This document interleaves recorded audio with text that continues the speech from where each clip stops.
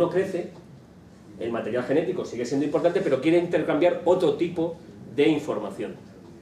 Y se establece la comunicación como parte clave. Eso nos lleva a cambios de paradigmas, cambios importantes de lo que estamos haciendo, a innovación, a cambio del modelo. No es la tecnología, no es lo importante, es solamente una herramienta, lo importante es cambiar lo que hacemos para intentar hacerlo mejor y responder a las nuevas demandas de una sociedad a la que servimos. Todos servimos a una sociedad, a un grupo dentro de la sociedad con unos intereses legítimos declarados y a los que tenemos que unificar y dar respuesta.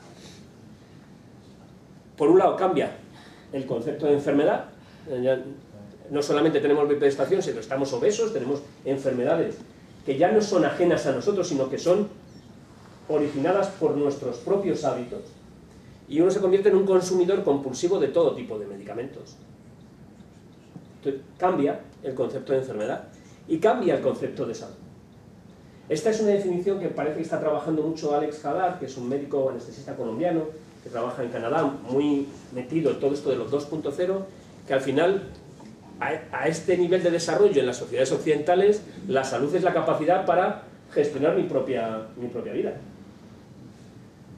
No es solo no tener una infección, es poder, aunque tenga una enfermedad crónica, manejarme y ser independiente. O sea, el concepto de enfermedad, hay gente que está aparentemente muy enferma y su percepción es que no lo está, porque hace una vida totalmente normal, y otras personas con menos enfermedad se encuentran gravemente discapacitadas. Eso cambia de una manera importante. Y además ha llegado esto de la libertad, Internet y la fraternidad. Internet rompe todas las barreras y todos los flujos de poder establecidos para modelos de comunicación previos.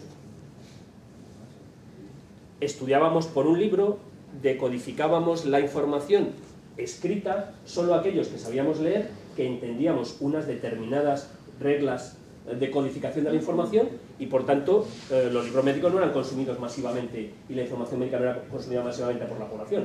Pero ahora es que se lo presentamos en imágenes que cualquiera puede entender. De manera que ya no existe la limitación de la codificación de la información. Cualquiera puede ver una imagen, esta imagen, y entender lo que significa sin grandes esfuerzos. Y sin las barreras que suponía antes, que si no tenías dinero para acceder a determinados libros, pues no te informabas. Y si no tenías contacto o posibilidades para ir a Estados Unidos y ir a un congreso, no tenías acceso a esa información. Hoy cualquiera puede leer el New England Journal of Medicine en cualquier sitio, a cualquier hora y de cualquier manera. O sea, no solamente es que la información se decodifique a maneras más sencillas, que puedan ser más comprensibles, sino que además la anterior está disponible para cualquiera.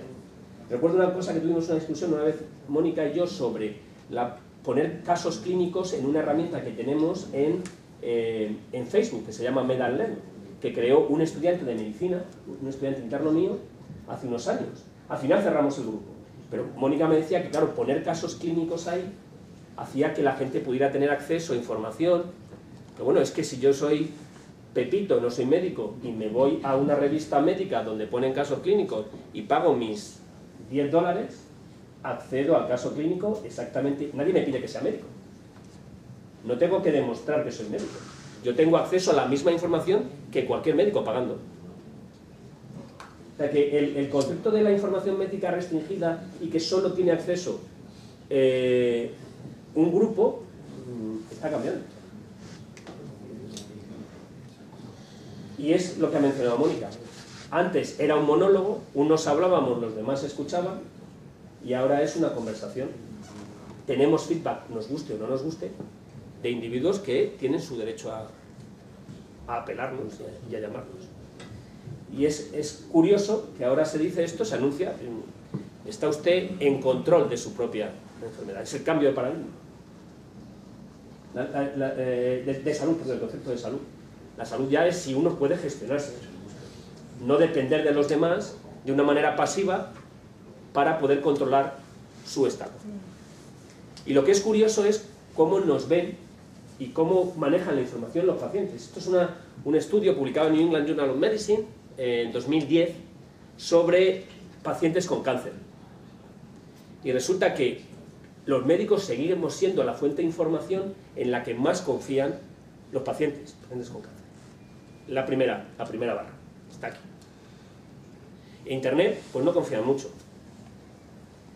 Sin embargo, cuando se ve cuál es la fuente principal a la que acuden para buscar la información, no somos nosotros, es Internet. Se ha producido ese cambio comparado con lo anterior. ¿Por qué? Porque los médicos no estamos siempre disponibles, pero la información sí lo está, en Internet. Nosotros al final les podemos orientar sobre la información que hay, nos convertimos en una especie de gestor de la información que está en Internet. ¿Por qué? Porque tenemos un número más reducido y somos menos accesibles que algo que está disponible 24 horas al día, 7 días a la semana, 365 días al año. Y esa herramienta cambia lo que hacemos. El concepto de Web 2.0, Tim O'Reilly, un publicista, que apareció como en el año 2004, pues de esta de conversaciones lo que se ha aplicado a la e-salud, o a la salud 2.0, o a la web 2.0, o a todos los 2.0, en el que ya la gente no tiene limitado el acceso a la información, que no necesariamente al conocimiento. Información es una cosa y conocimiento es otra. Y lo que quiere es intercambiar la información que tiene con alguien que le permita entender. Si los médicos al final, los profesionales sanitarios, permitimos que la información que tienen los pacientes sea comprensible. Y también entre nosotros. Lo cierto es que hemos pasado de esa época de 1.0, de colgamos una información y si la leen bien y si no la leen, pues no pasa nada, a esta en la que tenemos que estar ahí. Los contenidos los generamos nosotros o los pacientes y nos relacionamos sobre ellos. Y todo eso hace que se generen enormes dudas de ¿a dónde vamos? No sabemos a dónde vamos porque es que estamos yendo. O sea, este es el camino, no hay un final. Esto no es...